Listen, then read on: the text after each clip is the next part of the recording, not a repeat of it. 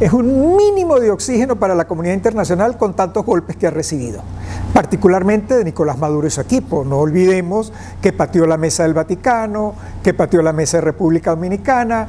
El Parlamento Europeo no cree mucho en una posibilidad de negociar con Nicolás Maduro y su equipo. Los venezolanos no creen tampoco en una negociación, pero la negociación es el camino, es inevitable, es inexorable, es el único camino de paz, seguro. Así que esta señal de haber comprendido el papel de la Cruz Roja, de haberle abierto el espacio a la Cruz Roja, es una señal que alienta a la comunidad internacional, al Grupo de Contacto, al Grupo de Lima, en seguir trabajando, porque repito, el trabajo es arduo.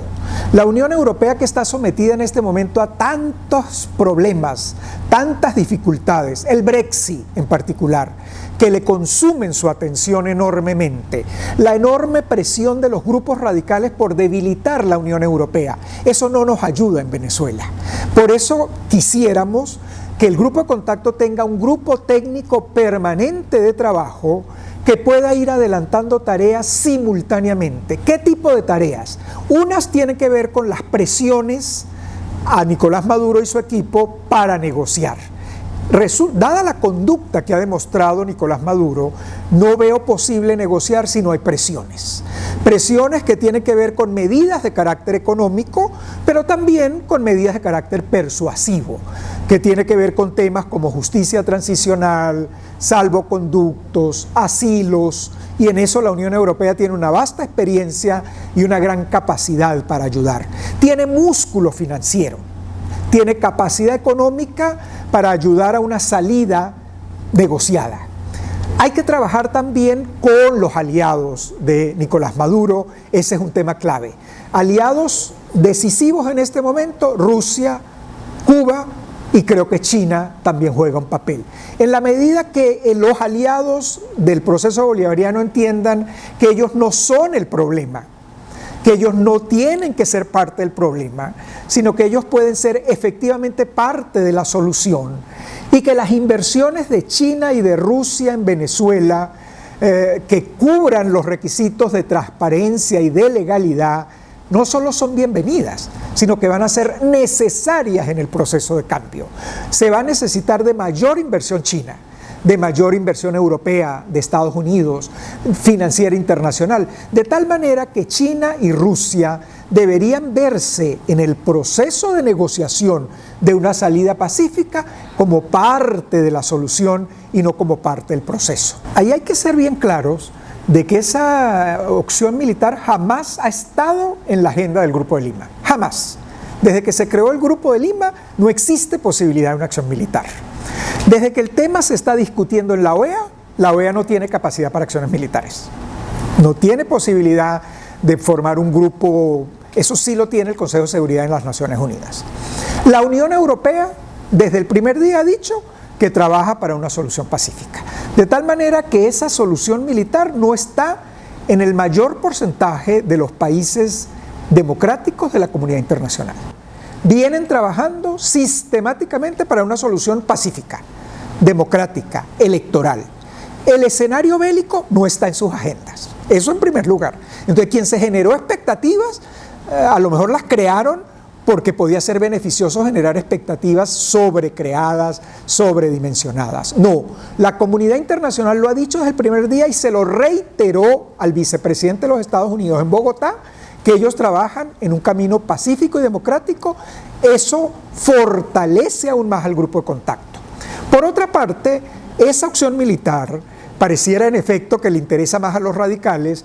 En Estados Unidos tampoco hay esa disposición. El tema venezolano en Estados Unidos tiene un excelente apoyo bipartidista, demócratas y republicanos, y los demócratas no hablan de una opción militar. En un proceso electoral el tema militar se torna más difícil porque el ciudadano norteamericano ha quedado muy golpeado de aquellas viejas experiencias de Vietnam, Camboya, etcétera, de tal manera que aquí el camino que tiene más respaldo mundial es el camino electoral, pacífico, democrático. Nicolás Maduro no ha dado señales de querer caminar por esa vía, entonces hay que presionar para que esa vía tenga sentido. Hay que presionarlo con sanciones, hay que presionarlo con medidas persuasivas, como temas de amnistía, como temas de justicia transicional, como temas de salvoconductos, pero hay que trabajar con los aliados. Es fundamental que China se sume a promover la vía pacífica. En la medida que los aliados, Cuba, Rusia, China, se van sumando a una propuesta europea, en esa medida el camino hacia la solución electoral va logrando mayor espacio y estoy seguro que el equipo de Nicolás Maduro se puede ir vinculando. Algunos señalan que ese camino supone un gobierno interino. Un gobierno interino, tenemos una experiencia cercana muy exitosa, que fue la experiencia del Perú con el expresidente Paniagua, que se concentró en muy pocas tareas fundamentales. Una, organizar la elección. Yo creo que en el caso venezolano es el tema humanitario y la elección. Esos dos temas en un gobierno interino permitiría construir esas reformas que hay que hacer. Las reformas del Consejo Nacional Electoral, el tema de la Asamblea Constituyente y el tema del Tribunal Supremo de Justicia, en particular de la Sala Constitucional, que también ha jugado de forma muy arbitraria y adversa a la Constitución. En la medida que estos temas se trabajen, bueno, los otros temas tienen que ver con seguridad. Y en la medida que representantes de Nicolás Maduro estén en un equipo de transición, pues eso permitiría que se vaya desmontando los focos de inseguridad que hoy día vivimos. Colectivos, milicia. Uno ha podido ver experiencias también interesantes, como la milicia colaborando en el metro. Bueno, esas son tareas que se pueden seguir realizando. Esos son venezolanos que deben participar en procesos de cambio. No es una eliminación del adversario, es trabajar con el adversario para construir ese camino de paz. Porque para ir a la elección y para ir a la transición se le dieron beneficios a Pinochet que fueron altamente cuestionados en un principio. Era el control de la Constitución, en buena medida un gran control de las Fuerzas Armadas y un importante control de los minerales, del cobre en particular. Tres temas fundamentales, pero que permitieron el Chile democrático. Recordemos la negociación de la FARC en Colombia. Ahí también ha habido un tema muy doloroso para algunos, como son los parlamentarios, 10 parlamentarios otorgados a la FARC. Pero esos son costos temporales para ir a una paz que beneficia a todos. Ahí es fundamental que los grupos, que los líderes negocien, porque es que ese ciudadano está muy sometido a una manipulación política. Cuando hablamos de hegemonía comunicacional, estamos hablando de un grupo político enviando mensajes permanentes todo el día, toda la noche, que no son precisamente de paz. Son mensajes de violencia, mensajes de exclusión, mensajes que cultivan el odio. Eso no ayuda a nadie. Ni ayuda a Nicolás Maduro, ni ayuda al país. Entonces, esas son las tareas que hay que negociar para ir desmontando.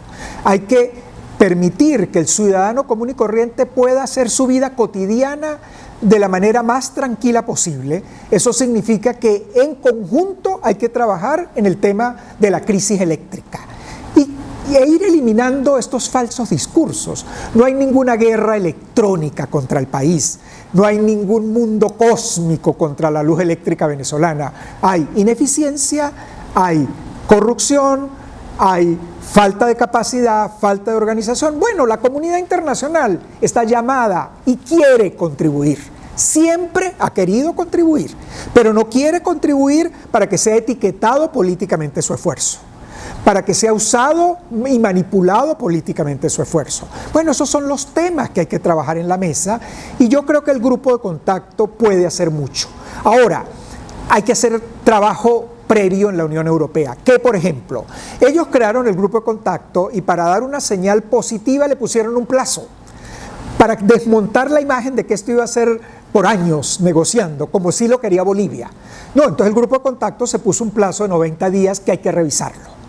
El grupo de contacto no quería utilizar la palabra mediación, pero yo sí creo que vamos hacia ese camino.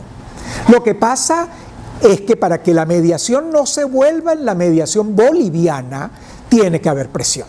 Europa tiene que entender que si no hay presión en Nicolás Maduro y si no hay presión en los aliados de Nicolás Maduro, no va a ser fácil avanzar.